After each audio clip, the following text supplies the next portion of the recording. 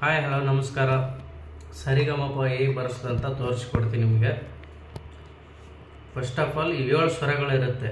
1 2 3 4 5 6 7. ಓಕೆನಾ? 7 ಸ್ವರದಿಂದ ನಾವು ಸರಿಗಮಪದ ಪೂರ್ತಿ ಬಾರಿಸ್ಬೋದು.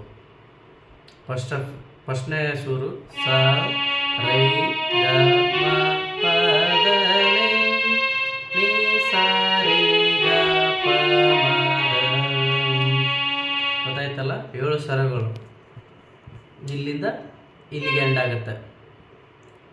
ಸ ರೇ ಗ ಮ